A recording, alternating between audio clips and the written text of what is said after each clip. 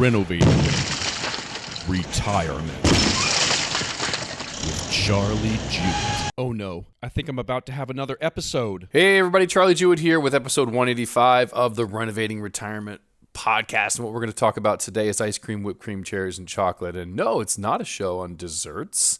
It's just a show on strange, helpful language in the financial services industry, because that's kind of what I do.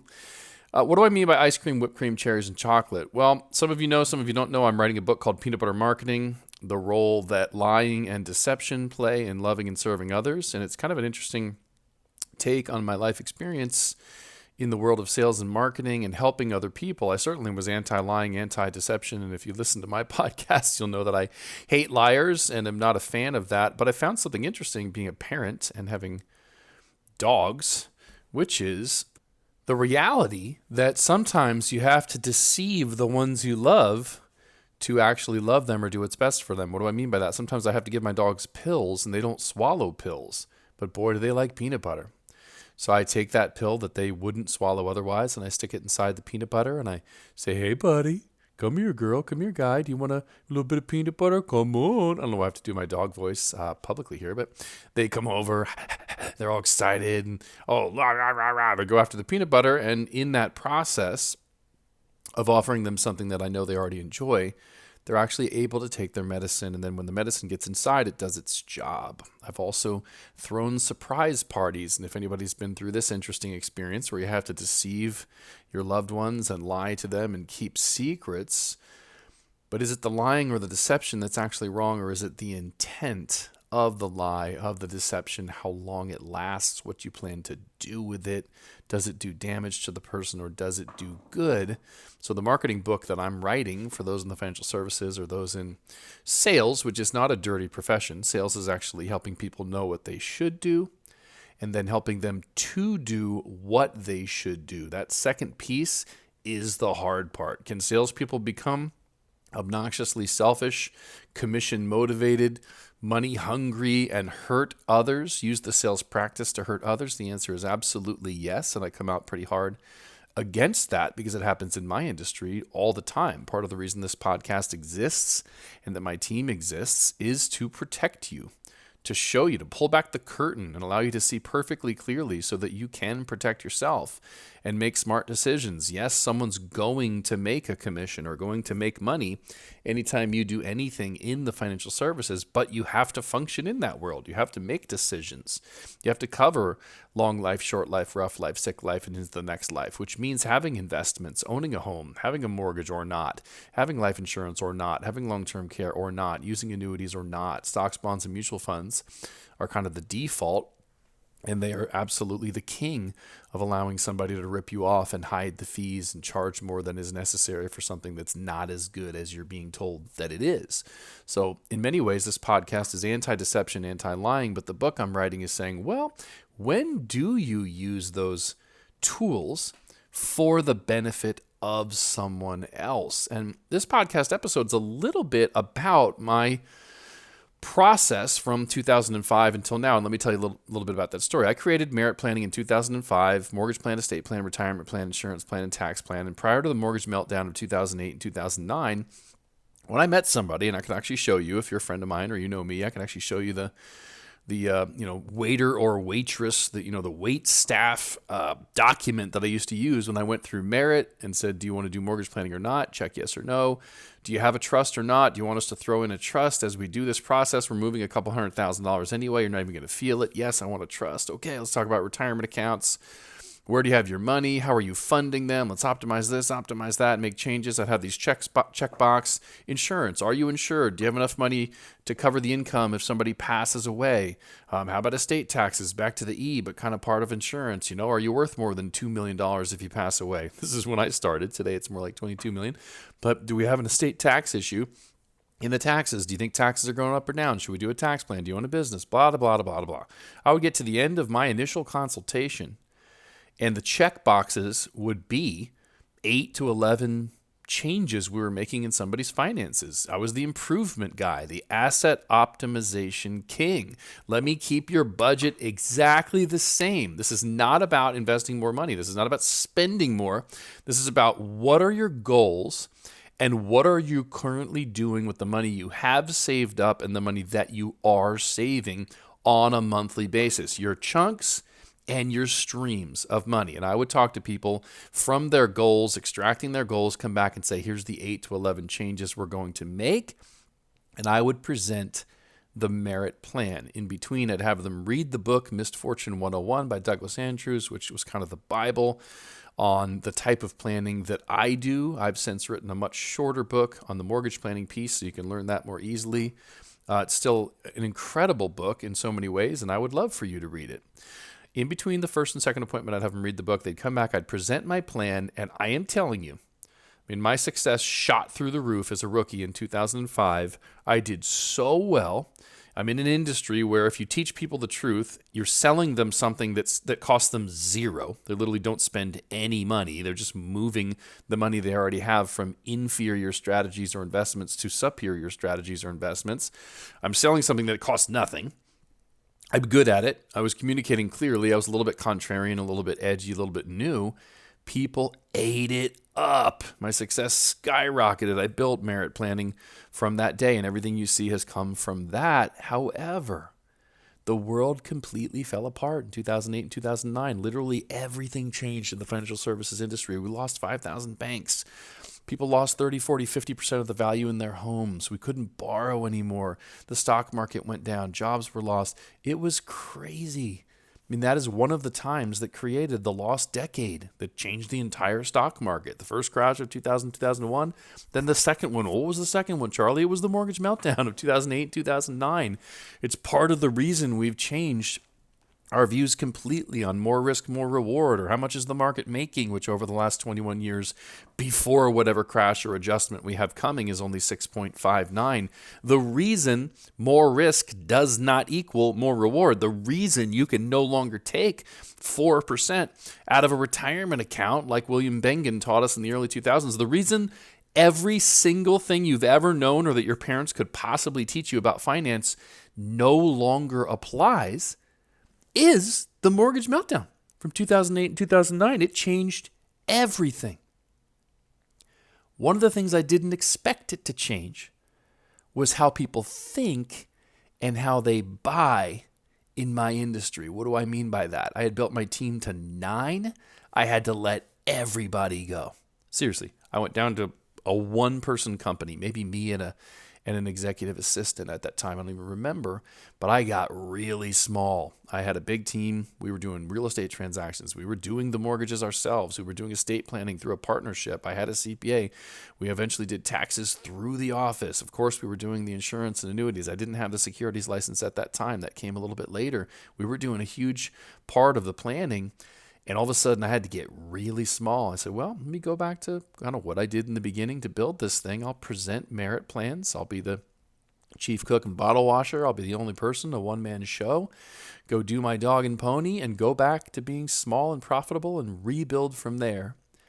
And when I started to present my old merit plan, here's the 8 to 11 changes we're going to make in the new world, the new psychology of everything just fell apart. My house went down in value. I don't even know if I have a job. All of my friends, many of my friends lost their jobs. The stock market went down. When I presented my old methodology to the new mindset that I didn't even know yet had changed, it didn't work anymore. People didn't say yes to me, which is a problem. If you're an honest salesperson, you need them to say yes. If you're a leader and a good leader leading people to good things or things that are good for them, you need them to follow. You need them to let you lead, and they weren't letting me lead anymore, at least with that leadership methodology. I had to change. Surprise, surprise. You figure something out and the world throws you a new challenge, the universe, God, whatever you want to call it. Surprise, surprise, that I couldn't master something in my 30s and then just stay right there and have it work until my death at 115. What a shocker, Charlie. Nope, I've come to learn. It's very important to God, the universe, reality, whatever you want to call it, being. It's very important to whomever or whatever is smarter than us, guiding what actually happens and doesn't happen. It seems very important that things don't stay the same and that we are stretched and continue to grow, and don't sit and get fat and happy and comfortable and lazy. Like, I don't know, was it Wall-E, where the humans were in space and they no longer even got out of chairs? They just float around in awesome looking levitation hovercrafts or whatever it was, drinking soda and getting fatter. I don't know what movie that was. Wall-E. I think it was that one where they dropped cubes of trash. That was kind of cool. It didn't work anymore. My process, my precious, beautiful baby, my creation, the merit planning process stopped working. What am I to do in the world when my shtick, my thing, my process, the way I feed my family doesn't work? The world fell apart. I had to send all my employees away. I had some serious challenges, and now it's not working. Well, I don't ever give up. Those of you who know me probably know that. Do I make mistakes? Oh, yeah. Do I have emotions that go up and, oh, yeah, I'm emotional. You can hear it in the show. But I don't quit pretty much ever. I go back to the drawing board and go, well, I don't ever fail. I just get outcomes that I don't like. And I go back and say, well, let's not do it that way again. If you don't like the outcome, change the inputs. There was no such thing as a failure. There's just outcomes. I don't have any failed marriages. I picked the women a certain way. I lived a certain way. I had outcomes I did not enjoy. And so I don't do it that way anymore. So what do? I need to help people. My job in the world is to be a leader, leading people to make major changes from inferior to superior in the world of financial services. And the way that I used to do it did not work. While I bumbled around, I was always honest. I always did my best. I didn't have as much success there in the middle. It took a while to adjust to the new psychology, the new world, the way people felt. I'm not clairvoyant. I'm not a genius. I didn't just get it overnight. I had to struggle. I had to wrestle. I think that's kind of the point sometimes of whatever God, universe, reality wants us to do, is work it through, grow during the process, not instantly get the answer. Fight a bit for it. And so I did. And where I ended up was ice cream, whipped cream, cherries, and chocolate. Nice. What is ice cream, whipped cream, cherries, and chocolate? I like analogies. I like words. You know that. And I also like dessert. Hey. So I realized that, 2 scoops of ice cream in a bowl at the end of a day, watching your favorite show, is kind of a cool dessert. 2 scoops of ice cream with one of your favorite people having a conversation is even better. But the 2 scoops of ice cream doesn't need anything on top of it to make it incredible. It is a full dessert in and of itself. It doesn't need toppings, doesn't need whipped cream, doesn't need cherries and chocolate, doesn't need any of that. 2 scoops of ice cream is a dessert. What do people truly need from their investments? What do they eventually need from their investments? Especially if you're in the retirement planning industry like I am. I'm not in the gambling industry. Hey, let's take a bunch of money and throw it into some crap and pay fees and see what happens. I'm not Edward Jones, Merrill Lynch, Morgan Stanley, Fisher Investments, Schwab, Fidelity.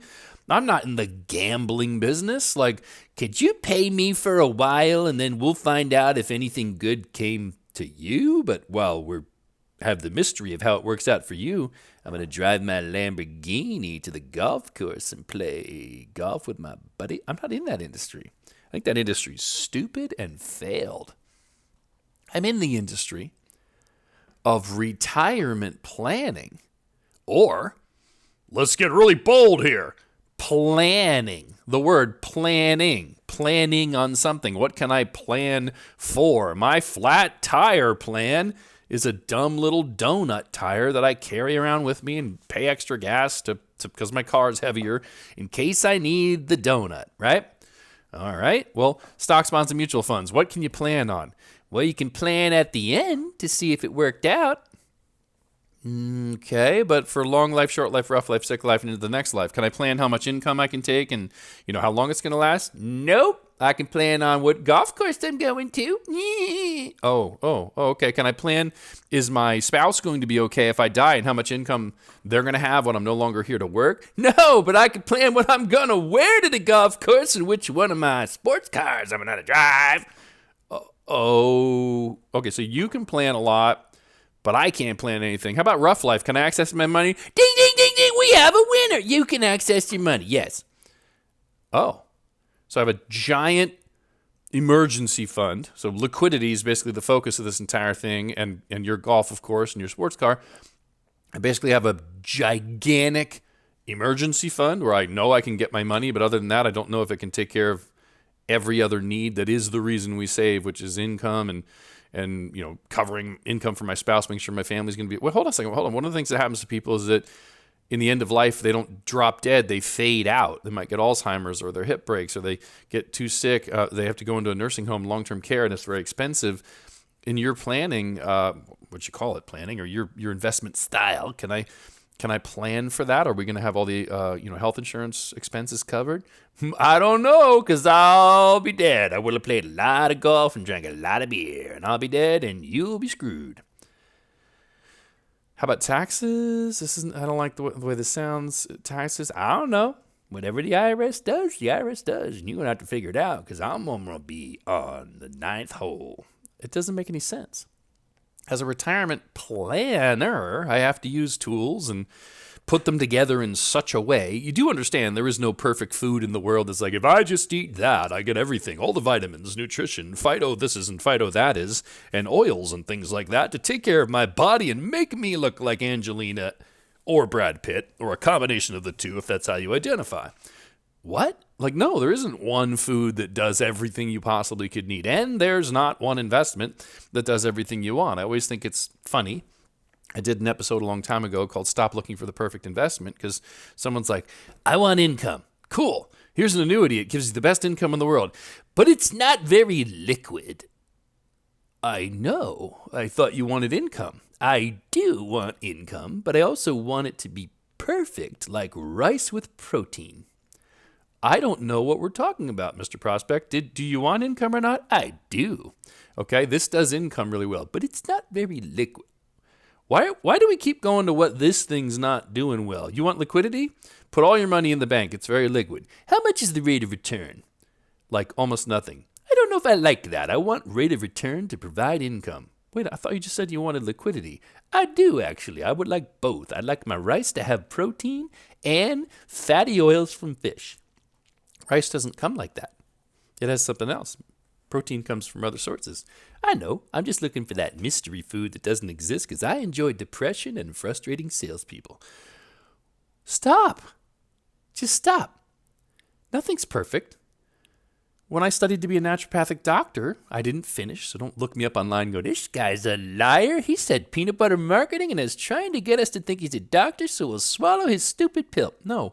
I didn't finish. It was a passion of mine. I went to be a certified natural health professional. I went to massage school. I started to study to be a naturopathic physician in my 20s. I'm 49 today as I record this. It was a long time ago.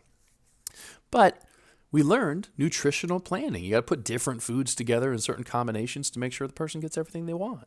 Same thing with finances. None of these tools are perfect. You can, if you like depression and sadness, you can find something wrong with everything that I will recommend or someone on my team recommends to you. Because it's not the individual tool, it's in-case accounts, income accounts, increase accounts. We got to have money liquid for emergencies. You decide how much. You got to have income. How much? Enough to pay your bills, to cover your lifestyle, and enough to go up with inflation. That's sort of something you choose, but we can just look at your lifestyle and solve for it. You go, well, I chose this much for my emergency funds, in-case accounts. We worked backwards from how much Social Security I'm going to have, how many rents I have, how much pension, subtracting all that from my lifestyle, what it costs me to live the way I want to, make the golden years golden.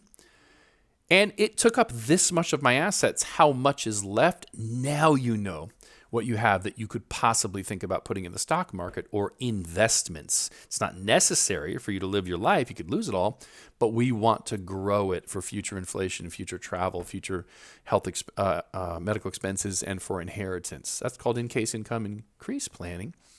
Well, ice cream, whipped cream, cherries, and chocolate is kind of one of these. If you are going to come to a retirement planner, someone who actually plans for something, the basics.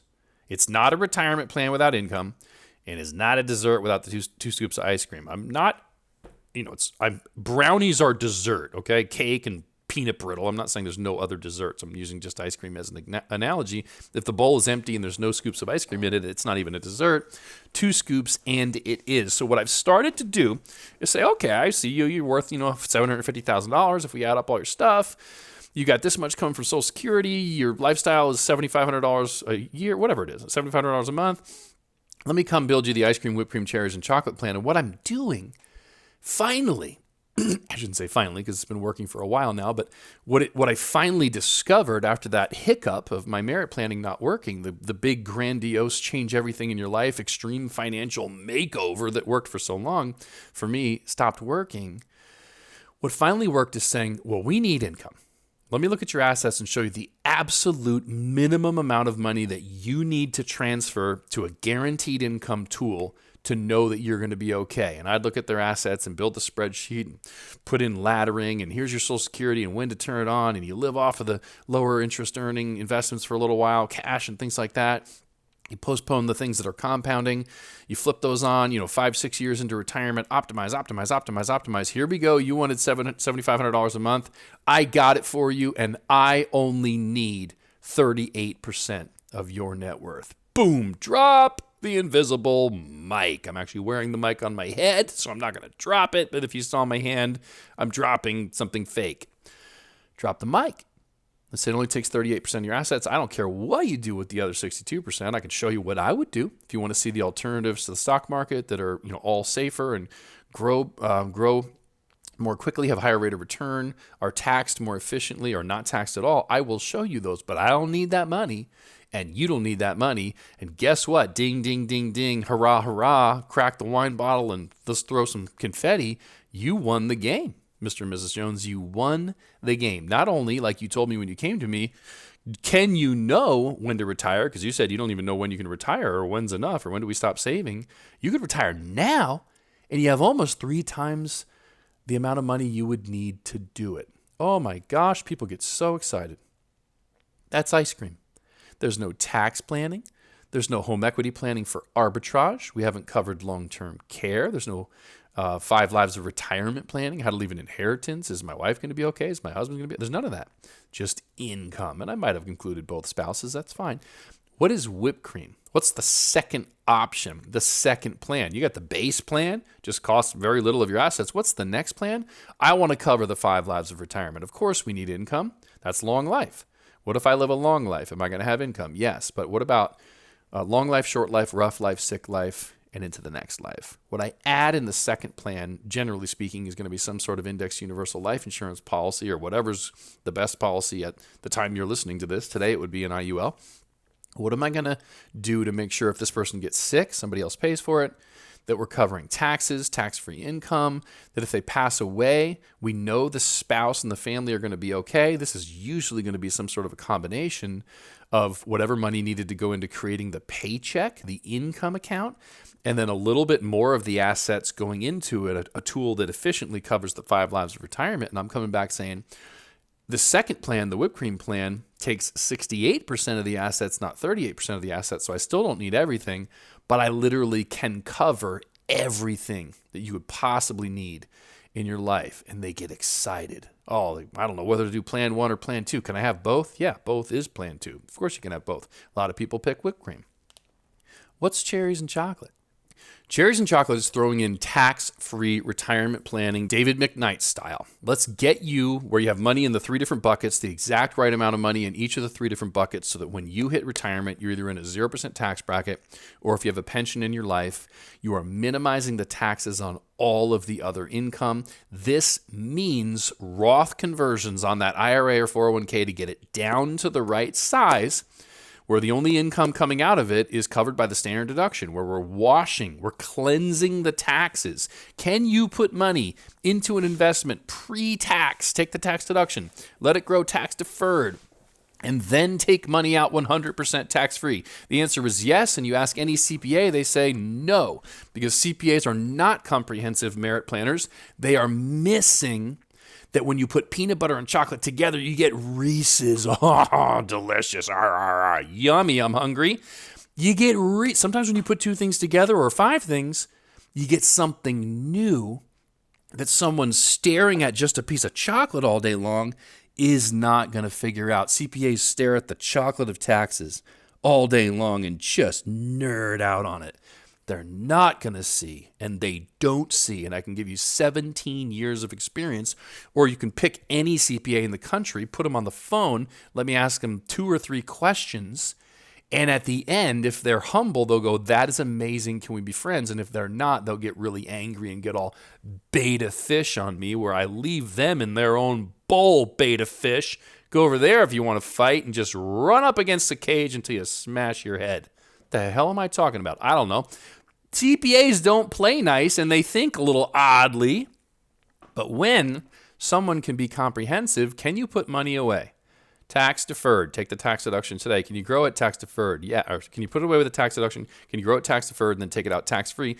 Because of the standard deduction we are each given, which is $25,100 today for married couples. The first $25,100 comes out of the investment without any taxes because of the standard deduction. So yes, you can leave $350,000, $400,000 in your IRA, 401k, put it into an annuity that pays $25,100 a year and get it completely tax-free. We're not going to over Roth convert, but Cherries and Chocolate planning or tax-free retirement planning involves the strategic rollovers or conversions from IRA to Roth IRA to position you where when you're taking income from those accounts, you're not paying any taxes, or taking distributions and funding index universal life insurance when set up properly, which is almost impossible to find, but when set up properly, is growing at 7 to 9%, giving you ripping high income, more income than you can take from any other investment because of a future podcast episode I haven't done yet on opportunity cost, the only investment in the world. It's not an investment. The only place to put cash where it grows and it can provide something that we're not allowed to call income that you can use to pay your bills, the non-investment that creates the non-income that makes life really super awesome, that thing. The only place to have a chunk of money where when you take out $50,000, you don't reduce your interest earning pool of money by $50,000. There's no opportunity cost, is life insurance. Because you're using your money as collateral and borrowing the insurance company's money. You have $1 million, you take out $50,000, you still have $1 million working for you, and you're holding the $50,000 in your hands. It's in 2 places at once. Drop the fake mic again, Charlie. Pat yourself on the back in a room alone, you crazy psycho. Why not? I can't wait to do that episode. Every time I start an episode, it's going to be like 10 minutes, and it ends up being 40. What's wrong with me? I got a talking problem here. The Cherries and Chocolate plan is when we say, how do I get you income, cover the 5 lives of retirement, and then make sure you're in a tax-free 0% tax bracket, or as close as you can get if you are so blessed that you have a pension in your life. You can't get around the taxes on the pension, and the taxes on the pension or the pension income can trigger tax on Social Security. I'm sorry, break out the violins. You have too much guaranteed lifetime income to pay no taxes. I'm crying for you. Crying. I am. But we certainly don't want to add to those taxes and take a bunch of money out of IRAs without Roth conversions and then crank that tax up into the higher brackets. Last thing I'm going to tell you, totally blasphemous. I don't have the bracelets, but I do a WWCD plan. What would Charlie do? Because it creates the bookends. You can invest nothing with me. You can do the minimum with me to have income, ice cream. You can do the minimum to have income and your 5 lives covered, which is whipped cream. You could do the minimum amount of your assets. It still doesn't take everything. I say, Mr. and Mrs. Jones, it's 82% of your assets for the tax-free retirement plan that covers the 5 lives. Or it can do the what would Charlie do plan. I don't have bracelets. And it just is me saying, man, I love the tools that I found over the last 17 years and have 100% confidence that they all beat the stock market. So, of course, every single dollar in your life, including home equity sitting inside of all of your real estate, would be optimized if I were you.